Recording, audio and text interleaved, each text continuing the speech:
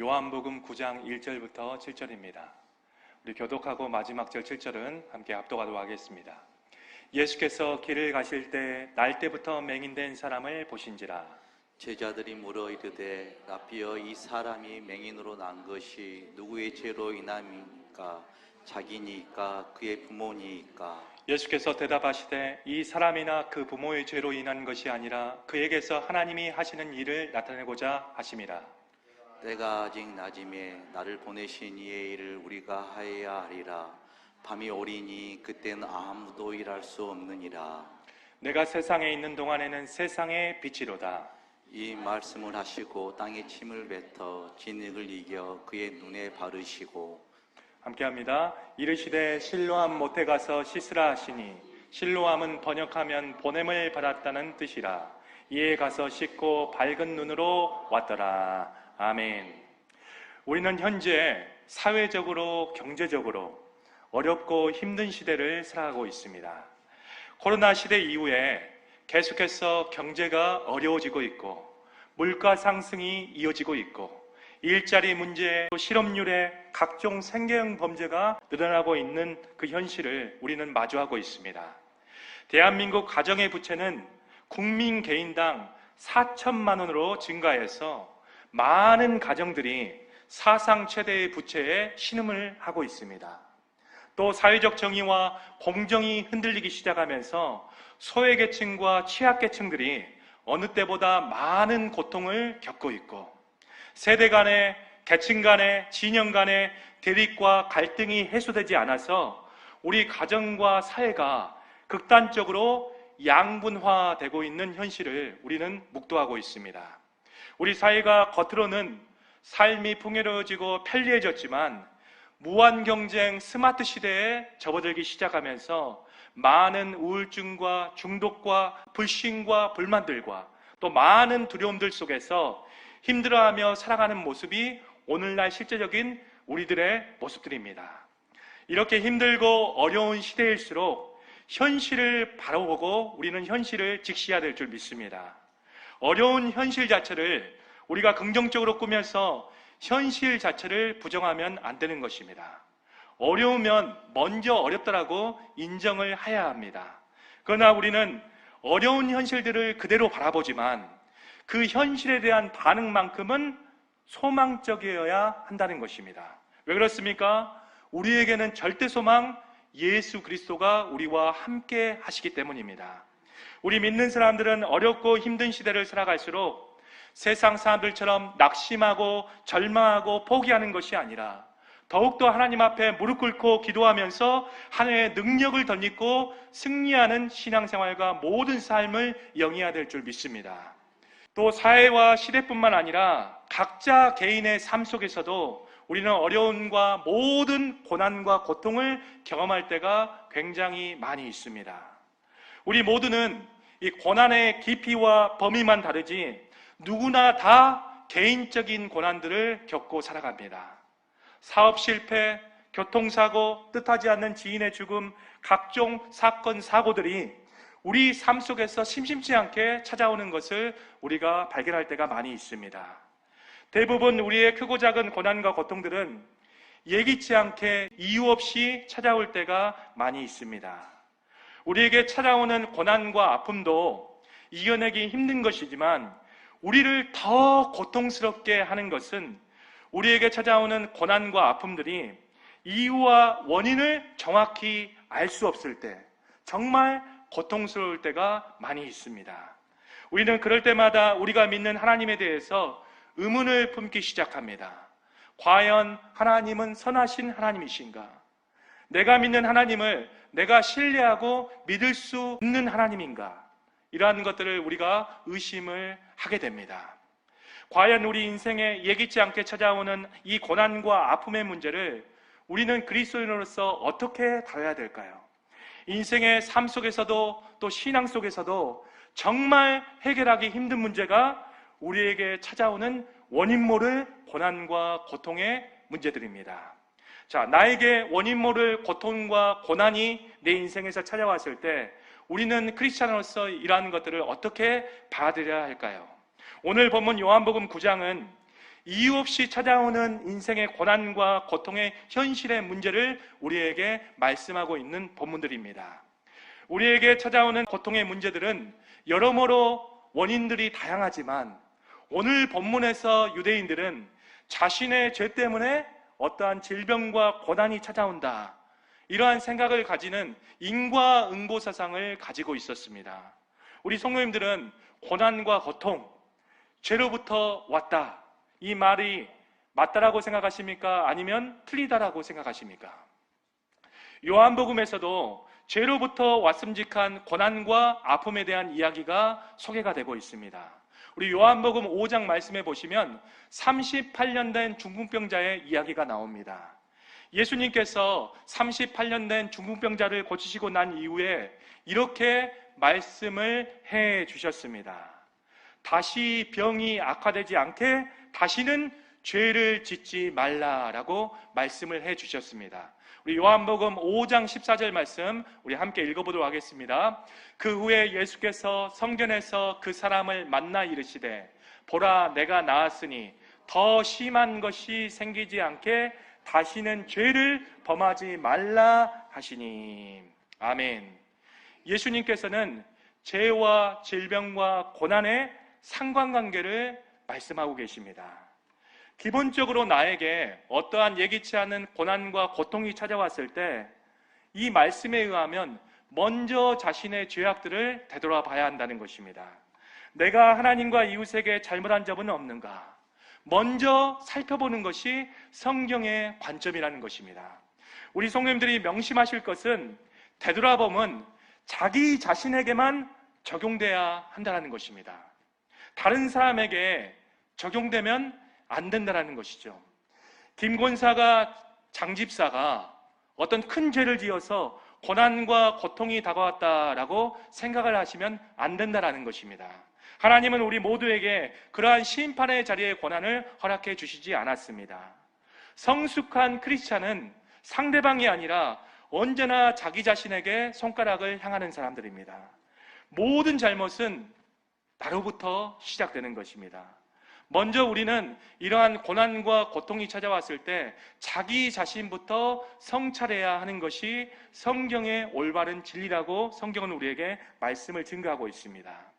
당시 유대인들은 많은 고난과 이 고통들이 그 사람의 죄 때문에 발생하였다라고 생각을 하였습니다. 그러나 오늘 본문 요한복음 9장에 이 맹인은 어떻습니까? 태어났을 때부터 선천적인 맹인이었다는 것이죠. 실제로 태어날 때부터 선천적인 맹인은 죄를 지을 수가 없었습니다. 그러나 선천적인 맹인에 대해서 당시 유대인들은 이러한 시각을 가지고 있었어요. 어머니 뱃속에서도 죄를 지을 수 있다라고 유대인들이 생각을 하였습니다. 자, 어머니 뱃속에서 태아도 악할 수도 있다라고 유대인들은 생각을 했다라는 것이죠. 에서와 야곱이 태어났을 때 야곱이 에서의 발목을 잡고 태어난 것으로 봤을 때 유대인들은 어머니 뱃속에서 태아도 죄를 지을 수 있다라고 생각을 하였습니다. 자, 둘째로 어머니의 죄로 뱃속의 아기에게 이 죄가 영향을 미쳤을 것이다 라고 당시 유대인들은 생각을 했다는 것입니다. 어머니가 지었던 죄가 어떤 임신한 태아에게 전가가 됐다는 생각을 가지고 있었다는 것입니다. 유대인들은 여하튼 간에 선천적인 맹인에 대해서 어찌됐든 죄 때문에 이러한 고난과 고통의 문제가 이 맹인에게 생겨나기 시작했다라고 생각을 가지고 이 맹인을 대했다는 것을 우리는 성경을 통해서 알 수가 있습니다. 자, 오늘 본문에서 선천적인 맹인은 태어날 때부터 원인 모를 고난과 고통을 겪고 힘겨운 삶을 살아가고 있습니다. 지나가는 사람들에게 구걸하면서 자신의 생명을 연명하고 있는 맹인의 모습을 우리가 살펴볼 수 있죠. 그 모습을 본 유대인 제자들이 예수님께 이렇게 질문을 했습니다. 이 사람이 선천적으로 맹인된 것이 어머니의 죄입니까? 아니면 자신의 죄입니까? 이러한 질문을 예수님께 유대인 제자들이 던지기 시작했습니다. 우리 오늘 본 말씀 9장 2절 말씀 함께 읽어보시죠. 제자들이 물어 이르되 라삐여, 이 사람이 맹인으로 난 것이 누구의 죄로 인함이니까? 자기니까? 그의 부모니까? 아멘. 이 제자들의 질문에 예수님께서는 명확하게 그 정답을 말씀해 주십니다. 우리 9장 3절 말씀 계속해서 읽어보도록 하겠습니다. 예수께서 대답하시되 이 사람이나 그의 부모의 죄로 인한 것이 아니라 그에게서 하나님이 하시는 일을 나타내고자 하심이라. 아멘. 예수님께서 하나님의 일을 나타내고자 하심이다 라고 그 정답을 말씀해 주셨습니다. 여기서 하나님이 하시는 일들은 단수가 아니라 복수로 쓰였어요. 이 뜻은 이유 없는 고통이 다가올 때 이러한 것들은 수많은 하나님의 일들을 나타내는 도구가 된다는 것을 성경은 우리에게 말씀을 증거하고 있습니다. 자, 그렇다면 우리가 이제 질문을 던져볼 수 있습니다. 우리의 삶 속에 예기치 않게 찾아오는 이유 없는 고난과 고통들은 어떻게 하나님의 일들이 되는 것인가? 성경은 우리에게 찾아오는 이유 없는 고난과 고통들도 하나님의 영광의 일이 될 수 있다라고 오늘 본문은 우리에게 말씀을 증거하고 있다는 것이죠.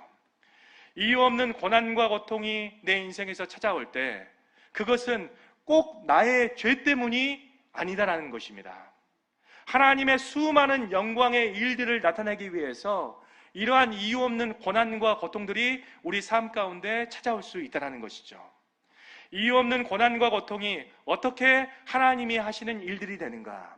오늘은 이 세 가지를 통해서 하나님의 그 은혜들을 살펴보도록 하겠습니다. 첫 번째로, 이유 없는 고난과 고통도 예수님을 만나는 수단이 되는 것입니다.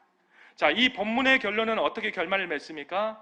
맹인은 예수님을 만나서 진정한 시력의 회복을 경험하게 되죠. 이 맹인은 육신의 눈이 띄어진 것이 이 맹인에게 복이 임한 것이 아니라 영적인 눈이 열려서 예수님을 믿게 된 것이 진정한 이 맹인의 복이었다는 것입니다. 우리 요한복음 9장 35절부터 38절 말씀, 오늘 선천적인 맹인에 대한 말씀의 결론 부분입니다. 함께 읽어보시죠. 예수께서 그들이 그 사람을 쫓아냈다 하는 말을 들으셨더니 그를 만나 이르시되 내가 인자를 믿느냐? 대답하여 이르되 주여 그가 누구시오니까? 내가 믿고자 하나이다. 예수께서 이르시되 내가 그를 보았거니와 지금 너와 말하는 자가 그이니라. 이르되 주여 내가 믿나이다 하고 절하는지라. 아멘. 예수님께서는 이 선천적인 맹인의 육신의 눈뿐만 아니라 또한 영적인 시력을 밝혀주셨다는 것입니다.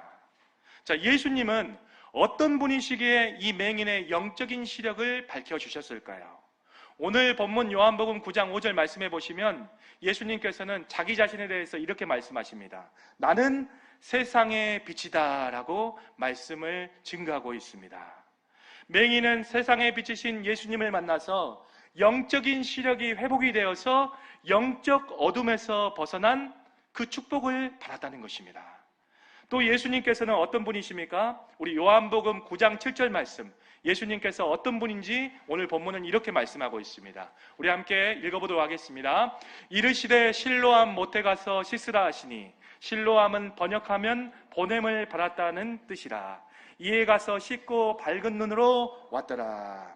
자, 실로암의 뜻은 보냄을 받았다라는 뜻이죠. 자, 보냄을 받았다라는 이 문장은 요한복음에서 자주 나오는 문장입니다. 예수님께서는 아버지 하나님께로부터 보내심을 받은 자였습니다. 이것을 계속해서 요한복음은 강조를 하고 있습니다. 실로암 연못은 하나님께 보냄을 받으신 예수님을 상징하고 있다는 것입니다. 자, 요한복음 9장에서 예수님께서는 하나님으로부터 보내심을 받아서 세상에 빛을 비추어 사람을 생명의 빛으로 인도하는 메시아이심을 우리에게 계속해서 말씀을 증거하고 있습니다. 맹인은 이유 없는 고난과 이 고통을 통해서 예수님의 빛을 만나게 되고 예수님의 생명을 경험하게 되는 것입니다. 자, 우리에게 다가오는 이유 없는 고난과 고통은 예수님을 만나는 수단이 되는 것입니다. 그 고통 때문에 우리가 예수님께 무릎을 꿇게 되고, 그 고난 때문에 잃어버린 예수님을 다시 만나게 되고, 그 어려움들 때문에 나의 모든 바벨탑들이 다 무너지게 되고 주님의 뜻을 헤아리게 됩니다. 우리는 본래부터 빛을 싫어하는 사람들입니다. 진리 듣기를 싫어하는 본성을 우리는 가지고 있어요. 또 우리는 자기가 독자적으로 스스로 살고자 하는 그러한 욕망을 품고 살아가는 자들이었습니다.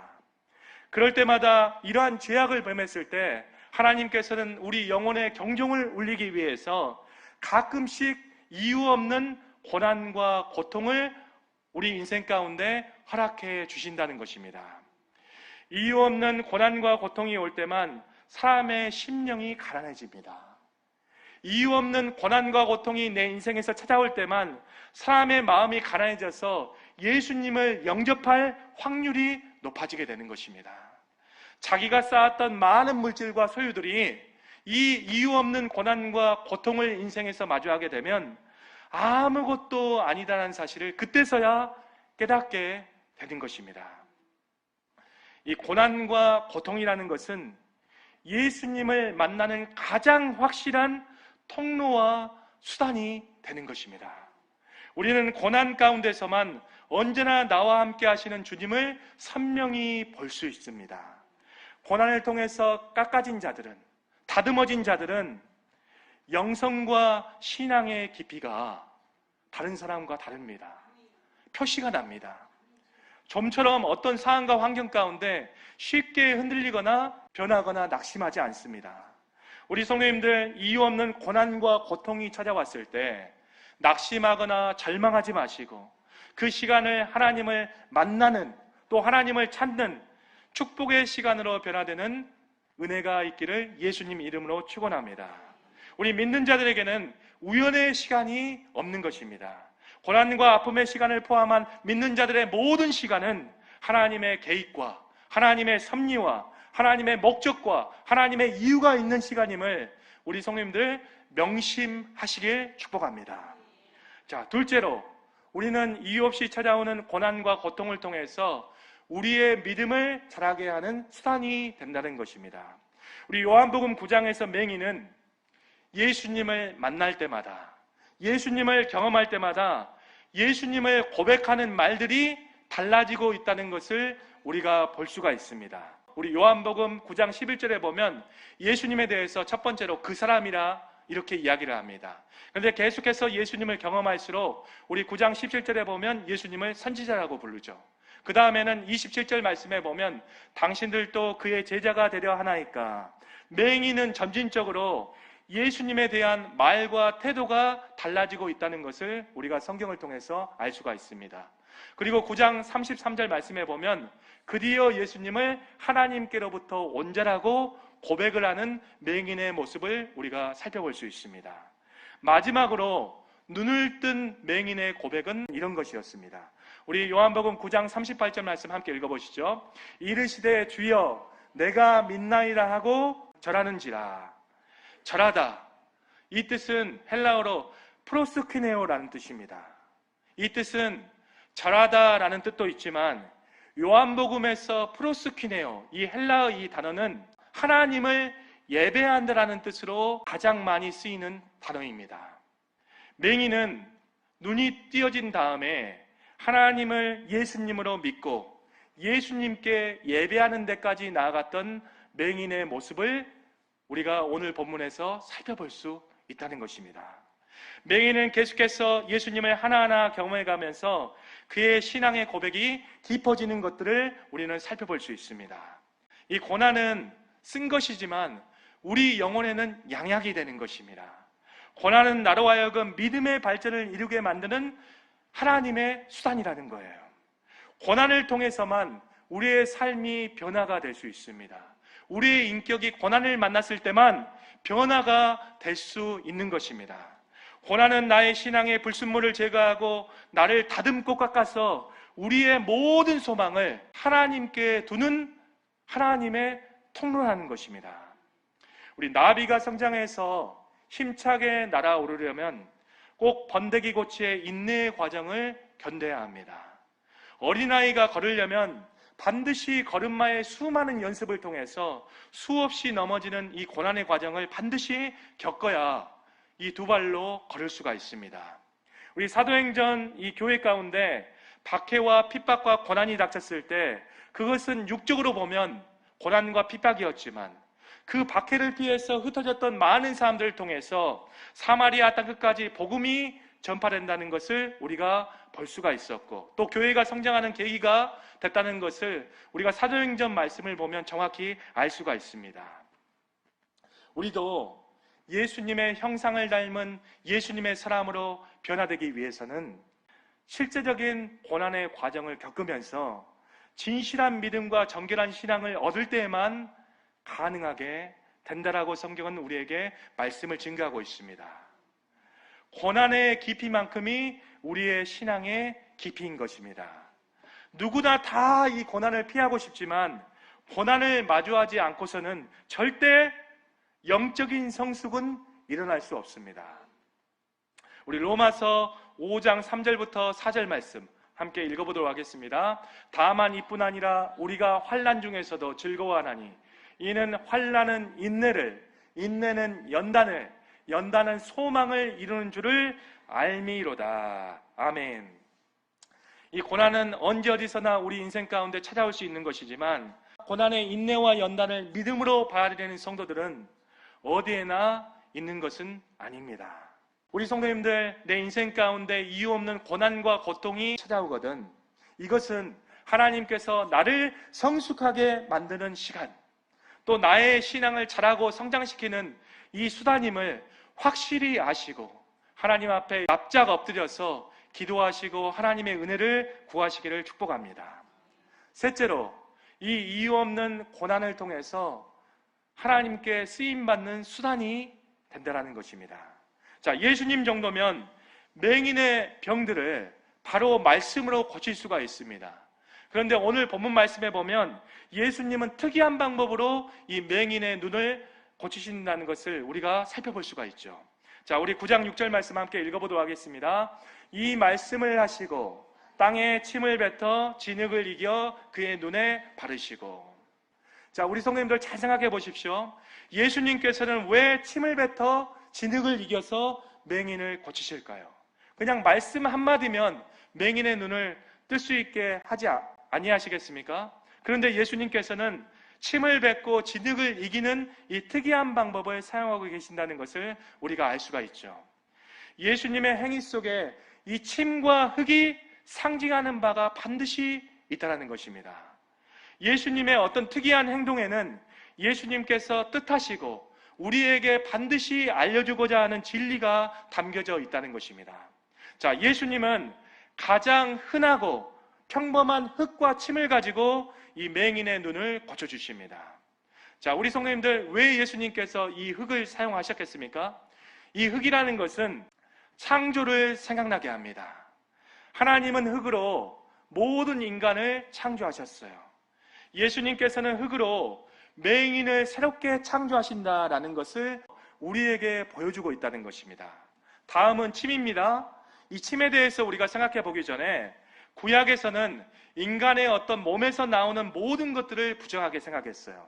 예를 들어서 우리 몸속에서 나오는 고름, 오줌, 똥 등은 우리 구약 성경에 보면 다 부정한 것이었습니다. 그러나 유대인들의 문화에서 몸에서 나오는 두 가지 정도의 예가 있습니다.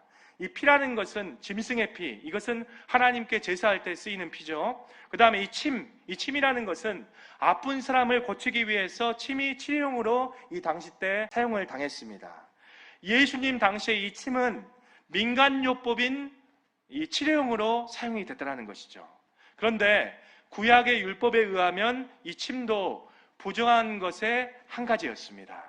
자, 예수님께서 맹인을 고치실 때 사용하신 흙과 침은 우리에게 무엇을 말씀하고 있을까요? 평범한 흙이 예수님께 붙잡히면 하나님의 새로운 새 창조의 도구가 될 수 있다는 것을 우리에게 말씀하고 있습니다. 부정한 침이 예수님께 붙잡히게 되면 하나님의 치료의 도구가 될 수 있다는 것을 우리에게 말씀을 하고 있다는 것이죠. 평범한 흙이든 부정한 침이든 예수님의 손에 붙잡히게 되면 예수님께서 새롭게 하시고 예수님께서 치료하셔서 하나님의 영광을 나타낼 귀한 도구로 사용당하게 된다는 것을 우리에게 이 맹인의 사건을 통해서 예수님은 말씀을 하고 있다는 것입니다. 이 평범한 흙, 이 부정한 침은 사실 평범하고 부정한 맹인을 상징하고 있습니다. 맹인은 유대인에게 부정한 사람이라 성전 제사에 들어갈 수 없는 사람이었습니다. 맹인은 당시 하층민으로 유대 사회에 아무런 영향력을 끼칠 수 없는 그냥 평범한 사람 중에 한 명이었습니다. 그런데 예수님께서는 평범한 흙을 통해서 평범한 맹인을 새롭게 하시고 이 부정한 침을 통해서 부정한 맹인을 치료하심으로 말미암아 맹인일지라도 귀한 하나님의 도구가 되어서 하나님의 위대한 일들을 나타내고 하나님의 위대한 일들을 감당케 하시는 하나님이심을 오늘 본문은 우리에게 말씀을 전하고 있다는 것입니다. 예수님께서는 벌품없고 하찮은 이 맹인을 통해서 주변의 모든 사람들에게 하나님의 영광을 나타내 주셨습니다. 특히 바리새인과 유대 지도자들에게 예수님께서 하나님의 아들이신 것을 드러나게 하셨다는 것입니다. 예수님은 이 평범한 흙과 부정한 이 침을 통해서 맹인의 눈을 뜨게 하신 것은 부정하고 평범한 것들도 예수님의 능력의 손을 거치게 되면 하나님의 영광의 귀한 도구로 사용하신다는 선언의 의미가 오늘 본 말씀에 담겨져 있다는 것이죠. 우리 성도님들, 삶에서 찾아오는 고난은 그냥 고난으로 끝나는 것이 아닙니다. 나로 하여금 하나님께 쓰임받는 수단이 된다는 것입니다. 나의 고난의 문제가 해결됐을 때 하나님의 영광이 세상 모든 사람들에게 증거가 되기 시작합니다. 하나님의 사람들은 이 삶의 고난이 찾아왔을 때 도저히 이성으로나 생각으로 풀릴 수 없는 일들이 하나님의 기적을 베푸심으로 말미암아 해결이 됐을 때 세상 앞에 하나님의 전능하심과 하나님의 위대하심이 드러나는 수단으로 하나님이 우리의 고통과 고난을 사용하신다는 것입니다. 또 하나님께서는 이유 없는 고난과 이 고통을 통해서 내 안에 하나님보다 견고해진 모든 죄성들을 무너뜨리시는 하나님이세요. 내 안에 어떤 완악함이 있습니까? 내 안에 교만이 있습니까? 그러면 하나님께서는 이유 없는 고난과 고통을 우리 인생 가운데 마주하게 하십니다. 그래서 내 안에 있는 그러한 교만들, 내 안에 있는 아집들, 꼬라지들, 내 안에 있는 이기적인 모든 마음들을 다 하나님께서 정화시키게 만들어 주신다는 거예요. 고난으로 마음이 깨끗해진 사람, 고난으로 정결해지고 하나님의 거룩해진 사람들을 하나님은 사용하세요. 깨지지 않고 정결해지지 않고 거룩해지지 않으면 하나님께 절대 귀한 도구로 쓰임받을 수가 없습니다. 하나님께 쓰임받는 모든 사람들은 성경의 말씀을 모두 보면 모두 다 모든 불시험을 통과한 사람들입니다. 고난과 고통 속에서 신앙의 인내를 배울 수 있고 이 고난과 고통을 통해서만 우리는 겸손을 배울 수 있습니다. 고난과 고통 속에서 연단과 인내를 얻는 신앙만이 어떠한 상황과 환경 가운데도 넘어지거나 쓰러지지 않고 하나님만 의지하는 신앙이 될 수 있기 때문입니다. 우리 성도님들, 고난을 겪어본 자만이 세상에 고난당한 이웃을 안아줄 수 있습니다. 고난을 이겨낸 자만이 고난당한 이웃에게 승리의 증언자가 될 수 있는 것입니다. 우리 성도님들도 십자가의 주님처럼 고난 가운데 승리해서 예수님의 손에 붙들려서 예수님께 귀한 도구로 쓰임받는 인생을 살아가시기를 축복합니다.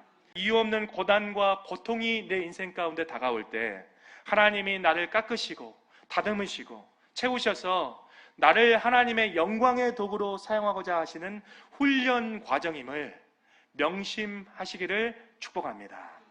자, 오늘 말씀을 마무리하도록 하겠습니다. 우리 인생에서 이유 없는 고난과 고통은 없습니다. 우리 믿는 자들에게 이유 없이 찾아오는 고난과 고통들도 다 하나님의 목적과 뜻이 있습니다. 이유 없는 고난과 고통이 우리 성도님들 인생 가운데 찾아오거든 첫째로 나를 돌아보고 회개하시고, 둘째로 나를 돌아보다가 내가 잘못한 것이 없다라면 하나님이 나를 통해서 하시고자 하는 목적과 뜻이 있는 것이구나 라고 생각을 하셔야 됩니다. 또 삶 속에서 찾아오는 이유 없는 고난과 고통은 내가 예수님을 만나는 수단이 되기도 하고 내 신앙을 자라나게 하는 수단이 되기도 하고, 나를 다듬고 깎으시고 채우셔서 나를 사용하고자 하는 하나님의 목적이 있음을 반드시 우리 성도님들 명심하시길 바랍니다. 시편 119편 71절 말씀에 이런 말씀이 있습니다. 고난은 내게 유익이다 라는 말씀이 있습니다. 우리는 본성적으로 고난이라는 것이 너무나 싫죠. 그런데 영적으로는 이 고난을 당해야 우리 신앙이 성장할 수가 있습니다. 그래서 성경에서는 만사 형통이라는 단어가 없는 거예요. 성경의 말씀의 형통은 있지만 우리가 삶을 살아가면서 고난이 없는 만사 형통은 성경에는 주어지지 않는 단어들입니다. 우리 성도님들, 내 삶에 이유 없는 고난과 고통이 찾아오면 내 속사람과 내 믿음을 한 단계 도약하는 신앙의 디딤돌로 여기시는 축복이 있기를 바랍니다. 우리 성도님들이 어떠한 고난과 고통을 만났을 때에도 주님을 바라보고 끝까지 주님을 신뢰하면 하나님께서는 두 가지 방법으로 반드시 우리 성도님들의 인생을 이끌어 주십니다. 첫 번째로 먼저 상황과 환경의 문제를 하나님이 해결해 주십니다. 그런데 이 상황과 환경을 해결해 주실 때는 초신자의 신앙을 가지고 있는 사람일 확률이 굉장히 많이 있습니다. 이와 다르게 믿음의 성숙한 사람들은 하나님이 이렇게 해결해 주십니다. 하나님이 상황과 환경을 해결해 주시지 않지만 그 사람 마음에 용기와 의지와 힘을 허락해 주셔서 그 상황과 환경을 이겨내고 돌파하도록 해 주시는 하나님의 역사를 경험할 수 있습니다. 이유 없는 고난과 고통, 우리 인생 가운데 반드시 찾아올 수 있습니다. 고통과 고난이 찾아올 때 낙심하거나 절망하지 마시고, 또 하나님을 원망하거나 하늘을 향해서 삿대질하지 마시고 끝까지 주를 바라보고 신뢰하시길 바랍니다. 끝까지 주를 바라보고 신뢰하시면 하나님의 목적과 뜻이 있는 고난으로 반드시 바뀌게 되는 신앙의 경험, 인생의 간증을 우리 성도님들은 얻게 될 것입니다. 우리 믿는 자들에게 다시 한번 얘기 드립니다. 이유 없는, 목적 없는 고난과 고통은 없습니다. 내가 거듭난 사람이라면 하나님이 우리 인생을 세심하게 인도해 주신다는 것입니다. 그 하나님을 신뢰하시기를 축복합니다.